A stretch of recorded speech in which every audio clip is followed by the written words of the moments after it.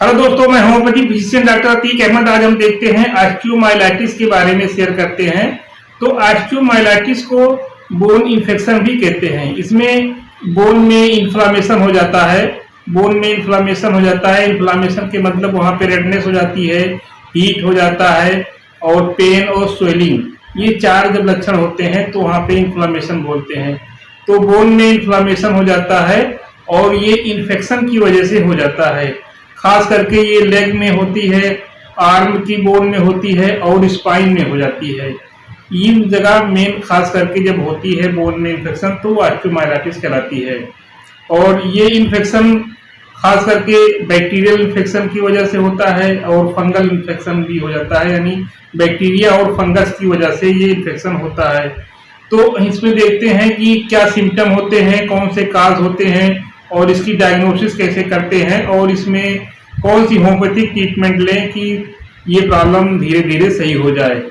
तो सिम्टम में देखें तो इसमें फीवर होता है, यानी बुखार आ जाता है, बोन पेन होता है, ठंडक लगती है, नोजिया एंड वोमिटिंग हो जाती है और इन्फ्लामेशन हो जाती है, यानी स्वेलिंग हो जाती है। और जिस बोन में होती है वहाँ पे रेडनेस हो जाती है, गरम गरम लगता है, यानी फीलिंग ऑफ हीट हो जाती है और स्वेलिंग हो जाती है।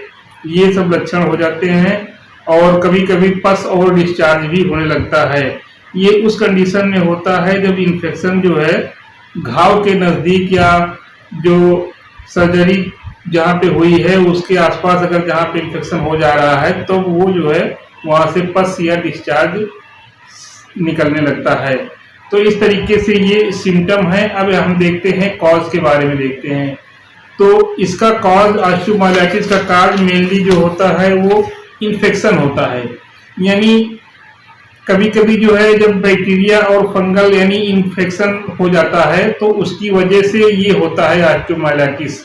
यानी इसका मेन कॉज इन्फेक्शन होता है जो कि बैक्टीरियल और फंगल इन्फेक्शन होता है। और खास करके ये 20 से 50 साल के एज के लोगों में मोस्टली ये होता है। तीसरा कार्य इसमें देखें तो open wound after an injury और ट्रॉमा, यानी कहीं पे चोट लगी हो, कहीं पे ट्रॉमा हुआ हो, इंजरी हुई हो, तो अगर उसको उसके वुंड को, घाव को अगर ओपन रख दिया गया है, उस पर ड्रेसिंग वगैरह नहीं हुई है तो उसकी वजह से भी हो जाते हैं।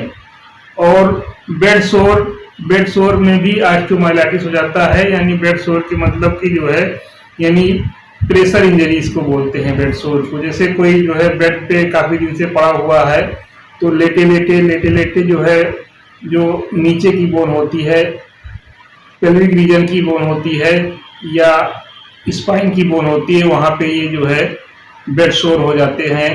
तो ऐसे केसेस में भी जो है ये हो जाने के चांसेस रहते हैं ऑस्टियोमाइलाइटिस। और सिकल सेल एनीमिया के केस में भी, जिन लोगों को सिकल सेल एनीमिया की प्रॉब्लम रहती है उन लोगों को भी ज़्यादा ये चांस रहता है। डायबिटीज़ के लोगों में ये ज़्यादा होने के चांस रहता है। अब देखते हैं डायग्नोसिस कैसे करते हैं इसकी। तो इसमें अगर टेस्ट देखें तो ब्लड टेस्ट करा लेते हैं, एक्सरे, एमआरआई, सीटी स्कैन ये सब करा लेते हैं, अल्ट्रासाउंड करा लेते हैं और जो है बोन स्कैन भी कभी कभी करा लेते हैं और बोन मैरो की बायोप्सी करा लेते हैं। तो ये सब करा लेने से फिर जो है ये कंफर्म हो जाता है ऑस्टियोमाइलाइटिस। अब इसमें देखें कौन सी होम्योपैथिक मेडिसिन बेस्ट काम करती है। तो नंबर 1 मेडिसिन है ये साइलिसिया। साइलिसिया कोई भी बोन में बोन इन्फेक्शन हो, यानी ऑस्टियोमाइलाइटिस की कोई भी प्रॉब्लम हो तो साइलिसिया 6 में जो है इसको जो है चलाया जाए, 4 गोली दिन में 3 बार लिया जाए। तो साइलिसिया 6 देने से ऑस्टियोमाइलाइटिस की जो प्रॉब्लम होती है वो धीरे धीरे सही हो जाती है। दूसरे नंबर पे मेडिसिन होती है fluoric acid. Fluoric acid medicine ये जो है 30 पावर में इसको देना चाहिए, सुबह शाम लिया जाए। और ये मोस्टली जो है लॉन्ग बोन जहाँ पर डैमेज हो जाती है, जैसे ये हाथ की बोन होती है या जो है पैर की बोन होती है, जब लॉन्ग बोन डैमेज होती है तो ऐसे केसेस में फिर फ्लोरिक एसिड मेडिसिन बहुत ही बेस्ट काम करती है। तीसरे नंबर पे है इसमें कैलकेरिया कार्ब। कैलकेरिया कार्ब में क्या होता है कि अगर बोन में पेन और स्वेलिंग हो गई है तो अब ऐसे केस में फिर ये कैलकेरिया कार्ब मेडिसिन 30 पावर में दिया जाए तो बहुत ही बेस्ट काम करती है। और तीसरे नंबर पे होती है फास्फोरिक एसिड। फास्फोरिक एसिड भी 30 पावर में इसको दिया जाए सुबह शाम। और इसमें एक खास सिम्टम ये होता है कि हिप जॉइंट में अगर जब ऑस्टियोमाइलाइटिस हो जाती है, यानी वहाँ की बोन में जब इन्फेक्शन हो जाता है, तो ये फास्फोरिक एसिड मेडिसिन बहुत ही बेस्ट काम करती है। इसको भी 30 पावर में कम से कम जो है सुबह शाम दिया जाए तो थोड़ा दिन ले लेने से फिर ये जो बोन इन्फेक्शन या ऑस्टियोमाइलाइटिस की प्रॉब्लम होती है वो धीरे धीरे करके सही हो जाती है। और एक मेडिसिन होती है ऑरम मेट 30 पावर में। किसी प्रकार की भी अगर वो ऑस्टियोमाइलाइटिस हो तो वहाँ पे जो है चलाना चाहिए।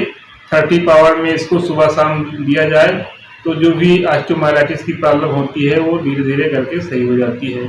तो दोस्तों, हमने ऑस्टियोमाइलाइटिस के बारे में जो कुछ शेयर किया वो अच्छा लगे तो इसको लाइक करें, शेयर करें, और हमारे चैनल पर नए हो तो सब्सक्राइब न किए हो सब्सक्राइब करें और बेल आइकन को प्रेस करें जिससे आने वाले वीडियो का नोटिफिकेशन आपको सबसे पहले मिल सके।